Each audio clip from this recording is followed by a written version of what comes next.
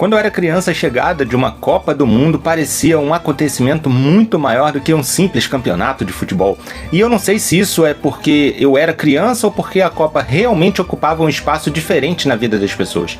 Olha, provavelmente os dois. Mas o fato é que quando a Copa chegava, parecia que o Brasil inteiro entrava no mesmo assunto de uma única vez. As ruas começavam a ganhar bandeirinhas, o chão era colorido, os muros apareciam pintados de verde e amarelo, as lojas ficavam decoradas da vitrine até seu interior, os comerciais de TV mudavam completamente o tom e, de repente, todo mundo tinha uma opinião sobre a seleção. Até quem normalmente não ligava para futebol acabava entrando no clima de alguma forma. E essa semana a Copa de 2026 começa. E eu fico pensando nessa diferença, pensando no que mudou e no que talvez tenha ficado pelo caminho. Não porque o passado era necessariamente melhor, mas porque existe algo naquelas Copas antigas que eu ainda não consegui nomear completamente e que aparece toda vez que uma nova Copa chega. O que me chama a atenção quando eu penso nas Copas da minha infância, lá 90, 94, é que elas não aconteciam apenas na televisão, elas aconteciam fisicamente ao nosso redor, mesmo quando a gente não era o país sede. A gente encontrava revistas especiais em toda a banca de jornal, surgiam os pôsteres, os guias dos jogadores, as tabelinhas para a gente preencher os resultados dos jogos que a gente podia recortar do jornal ou vinha em algum encarte de revista. Também tinha o álbum de figurinhas, galera. O álbum de figurinhas que virava uma moeda de troca entre amigos e que hoje é quase que um produto de luxo para muita gente. A gente levava, para a escola, ficava ali na hora do recreio trocando figurinhas repetidas, negociando, tentando completar aquele álbum que parecia impossível de completar, mas que mesmo incompleto já era um objeto carregado de significado. Durante algumas semanas parecia que existia um único assunto conectando milhões de brasileiros. Hoje a gente fala muito sobre engajamento, viralização, tendência, mas talvez nunca tenhamos vivido algo tão coletivo quanto uma Copa do Mundo naquela época, sem internet. Mas tem uma coisa específica sobre aquelas Copas que eu acho que especialmente é relevante trazer aqui para o canal, que é o detalhe que me veio à cabeça quando eu comecei a pensar nesse vídeo. A fita VHS. Muita gente tinha esse costume, né, galera? O videocassete ficava preparado, a fita já estava lá separadinha, no ponto, e alguém na casa tinha a missão de apertar o botão REC antes da transmissão começar. Às vezes era o pai da família, o tio, aquele primo mais entendido das tecnologias, ou às vezes você mesmo. Isso era mais importante do que parece hoje, porque naquela época não tinha YouTube, não existia o stream, não tinha plataforma onde a gente pudesse procurar qualquer partida da história em poucos segundos. Se a gente quisesse rever um jogo histórico da seleção, a gente precisava ter ele gravado ou conhecer alguém que tivesse feito essa gravação. A fita VHS era o único arquivo particular que existia, e era justamente por isso que aquelas gravações se tornavam tão valiosas. Não eram apenas arquivos em vídeo, eram pedaços de memórias preservados dentro de uma caixinha plástica preta. Olha, gente, eu conheço até hoje gente que guarda fita gravada lá da Copa de 94, gente que tem a final contra a Itália gravada lá da transmissão da Rede Globo, com comercial, enfim, com as vinhetas da emissora, toda aquela atmosfera específica do que existia ao redor da transmissão.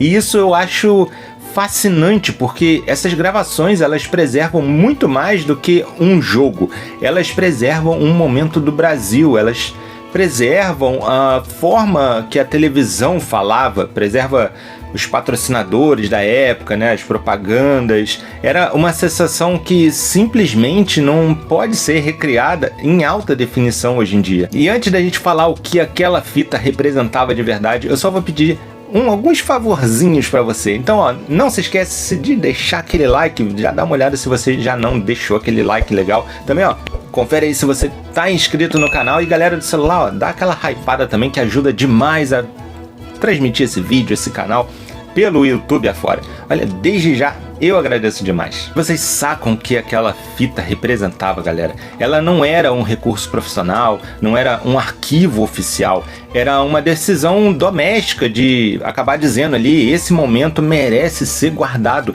Alguém na sua casa tomou aquela decisão, alguém apertou o REC e deixou tudo registrado. E essa decisão, que na época parecia uma coisa trivial, banal, acaba virando história. E não era só de jogo, né? Tinha gente que gravava os programas de análise do dia anterior, do dia seguinte, o Jornal Nacional com alguma matéria especial da Copa, o especial com as entrevistas aí com os jogadores da seleção.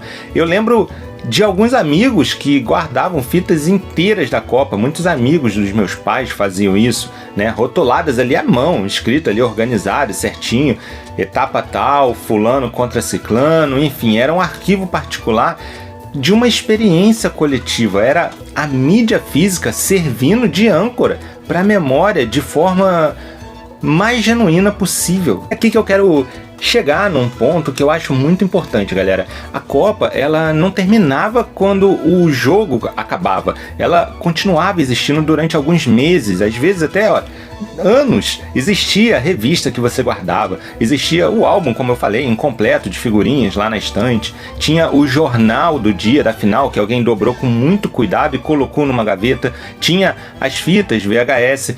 Todos esses objetos tinham algo em comum, eles serviam de âncora para lembrança daquele momento. Quando a gente encontra um desses itens anos depois, jogados no fundo da gaveta, a gente não lembra só da Copa, a gente lembra de onde a gente morava, de quem assistia os jogos com a gente, da escola onde a gente estudava e do cheiro da nossa casa naquele tempo. O objeto físico puxa a memória por um fio que o arquivo digital hoje em dia simplesmente não consegue fazer. Eu tenho uma teoria que eu já até compartilhei aqui em alguns vídeos do canal, mas que eu acho que fica ainda mais claro nesse momento, né?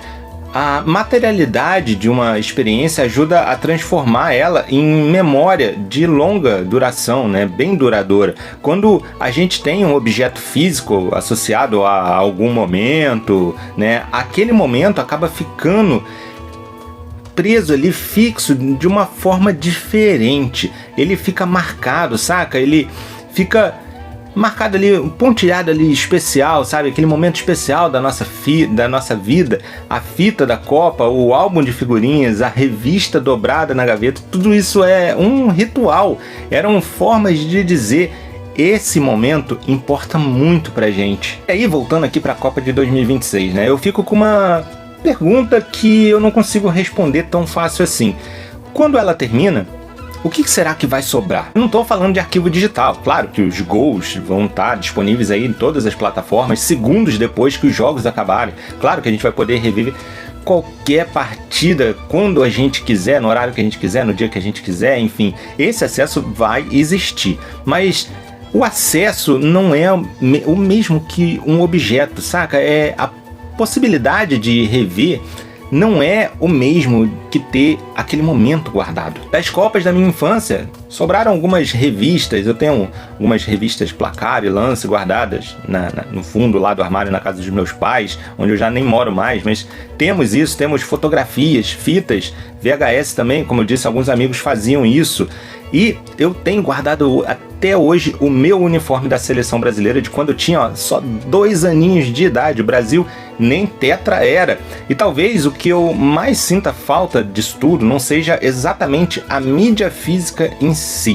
Talvez seja daquela sensação de que durante algumas semanas o Brasil inteiro está vivendo a mesma história junto e que essa história deixava alguns rastros bem visíveis pelo caminho. Como eu disse, a gente hoje tem mais acesso do que nunca, mais câmeras, mais ângulos, mais estatísticas, mais análises em tempo real, mas existe uma sensação de que a experiência ficou mais fragmentada. Todo mundo continua assistindo, mas cada um no seu celular, cada um no seu aplicativo, no seu computador, no seu ritmo. A experiência coletiva de parar o Brasil todo junto no mesmo horário, seja na casa de um vizinho, seja num bar da esquina, enfim, em qualquer lugar, num horário específico para ver aquela transmissão, ainda existe. Mas parece diferente de alguma forma, que é como eu disse, é difícil de nomear. Talvez seja por isso exatamente que a Copa aí de 94, 2002, até a de 2006 e a grande Waka Waka de 2010 tenham esse brilho particular na memória de quem viveu elas. Não porque dentro de campo eram necessariamente superiores os nossos jogadores, até porque muitas dessas a gente não venceu, mas porque havia uma experiência que ajudava a transformar aqueles momentos em algo que ficava para sempre, saca? Aquela Copa deixava os rastros, como eu falei, físicos dentro da nossa casa, dentro do nosso ambiente que a gente sempre frequentava. E esses rastros, eles continuavam existindo muito depois que o torneio ainda tinha acabado. Quem hoje tem uma fita VHS guardada de algum jogo histórico, tem na prática uma âncora de memória que nenhum algoritmo de recomendação vai conseguir substituir, porque você não só pode rever o jogo, você pode rever o jogo com comerciais, com as vinhetas da emissora, rodapé de texto, toda aquela imagem antiga que aparecia, acabava vindo também os ruídos, né, de gravação, enfim. E não só isso, você, além de poder rever o jogo, que hoje você pode rever aqui no YouTube, você vai se lembrar daquele VHS, do momento que você viveu, com quem você assistiu, das pessoas que estavam ao seu redor quando você gritou gol. Então, galera, essa semana que começa a Copa, eu deixo aqui essa reflexão.